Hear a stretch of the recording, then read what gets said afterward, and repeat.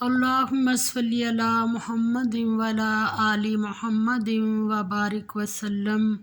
تمام سننے والوں کو السلام علیکم۔ سورۃ البقرہ آیت نمبر 65 اور 66۔ اعوذ باللہ من الشیطان الرجیم، بسم اللہ الرحمن الرحیم۔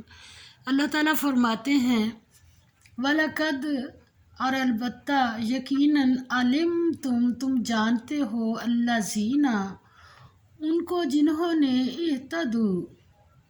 اہتدوا، تعدی کی، منکم، تم میں سے، کس دن؟ فی السبت، ہفتہ کے دن، سبت ہفتے کے دن کو کہتے ہیں۔ فَقُلْنَا، پس ہم نے کہا، لہم، ان کے لیے، کونو، ہو جاؤ، قردۃً، بندر، خاسئین، ذلیل و خوار۔ فجعلناہا، پس ہم نے بنایا ان کو، نکالاً، عبرت، کس کے لیے؟ لما بین یدیہا، واسطے جو اس وقت موجود تھے سامنے والے، وما خلفہا،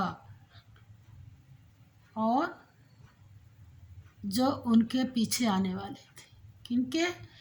عبرت بنایا واسطے ان کے جو اس وقت موجود تھے ان کے، وما خلفہا، اور جو ان کے پیچھے آنے والے تھے، وموعظۃً، اور نصیحت، کس کے لیے؟ للمتقین، پرہیزگاروں کے لیے۔ یہ اللہ تعالیٰ نے سبت والا واقعہ جو ہے یہ ہمارے سمجھانے کے لیے قرآن پاک میں نازل کیا ہے۔ یہ نافرمانی نہیں کہ جب انہوں نے، اللہ تعالیٰ نے اس دن کوئی بھی کام کرنے سے منع کیا کہ مچھلیاں نہیں پکڑنی، تو ان لوگوں نے نافرمانی نہیں کی، ہیلا کیا۔ ہیلا کیا کیا کہ سمندر سے نالیاں نکال کے لے آئے اور آگے گڑھے کھود لیے، اور پھر پانی ہفتے والے دن مچھلیاں آتی تھی، باقی دنوں میں نہیں آتی تھیں۔ تو یہ ہیلا کیا کہ ہفتے والے دن پانی کھول دیتے، پکڑتے نہ، اور مچھلیوں کو قید کر لیتے، پھر اتوار والے دن ان گڑھوں سے پکڑ لیتے۔ تو جب ان کو بھول گئے، یہ کام کرتے رہے، تو پھر اللہ تعالیٰ نے ان کی شکلیں بگاڑ دیں۔ یہ واقعہ پھر آئے گا، اور سورۃ نساء میں بھی آئے گا، اور سورۃ اعراف میں بھی آئے گا، الاعراف میں بھی آئے گا، انشاءاللہ تعالیٰ پھر بھی دیکھ لیں گے۔ تو یہ واقعہ جو ہے یہ حضرت بنی اسرائیل کا واقعہ، یہ حضرت داؤد علیہ السلام کے زمانے میں ہوا۔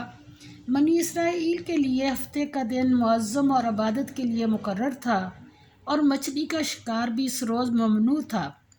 یہ لوگ سمندر کے کنارے آباد تھے اور مچھلی کے شوقین تھے۔ اس حکم کو نہ مانا اور شکار کیا، اس پر اللہ تعالیٰ کی طرف سے مسخ صورت کا عذاب، یعنی صورتیں ان کی بگاڑ دیں۔ مسخ صورت کا عذاب نازل ہوا، 3 دن کے بعد وہ سب مر گئے۔ اور اس واقعہ کو دیکھنے اور سننے والے 2 قسم کے لوگ تھے، فرمانبردار اور نافرمان۔ تو نافرمانوں کے لیے تو یہ واقعہ نافرمانی سے توبہ کرانے والا تھا، اس لیے اس کو نکال فرمایا، اور فرمانبرداروں کو یہ واقعہ فرمانبرداری پر قائم رکھنے والا تھا، اس کو موعظۃً، یعنی موعظۃً فرمایا، نصیحت پکڑے، کون؟ متقین کے لیے۔ اللہ تعالیٰ ہمیں صحیح راستہ دکھائے، ہدایت عطا فرمائے، اور ہماری بخشش کر دے۔ یہ اللہ تعالیٰ نے ہمیں کیوں سنایا؟ اصل مسئلہ یہ مسئلہ نہیں ہے کہ یہ کیا کہانی ہے، یہ کیا ہو گیا۔ اللہ نے قرآن کی اتنی حفاظت کی، قیامت تک کے لیے اس کتاب کی اللہ نے خود حفاظت کا ذمہ لیا ہوا ہے، اور اس میں یہ واقعات کیوں محفوظ کیے ہوئے ہیں؟ تاکہ آج کے مسلمان جو قرآن پاک پر ایمان رکھتے ہیں، اس کو مانتے ہیں، تو اس کے اندر کھول کے بھی دیکھ لینا کہ ہوا کیا، پہلی قوموں کے ساتھ کیا ہوا، انہوں نے کیا کیا نافرمانیاں کی، اور ان کے اوپر کیسے کیسے عذاب آئے۔ یہ تو اب ہمارے نبی پاک صلی اللہ علیہ وسلم کی دعا ہے کہ یا اللہ میری امت کو رسوا نہ کرنا، ان کی شکلیں نہ بگاڑنا، یہ ہمارے اوپر اللہ تعالیٰ کی طرف سے ہمارے نبی کی دعا ہے، جس وجہ سے ورنہ ہمارے حالات جو ہے نا اس وقت کتنی باتیں ہیں جو اللہ تعالیٰ نے ہمیں قرآن میں بتائی ہیں اور ہم سے وہ خطائیں ہو رہی ہیں اور ہم بھولے ہوئے ہیں۔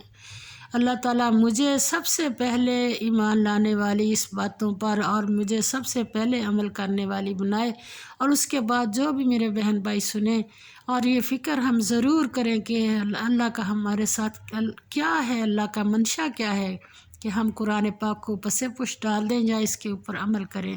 جو بھی قرآن پاک پہ جیسے بتایا ایسے ہی ہمارا، جب بھی قرآن پاک کو پڑھنے لگیں ہمارا ارادہ یہی ہو کہ ہم جو اللہ کہتا ہے ہم نے وہ کرنا ہے، اور دوسری باتیں اگر ہمارے اندر کوئی اور ہیں تو ان کو ہم نے چھوڑ دینا ہے۔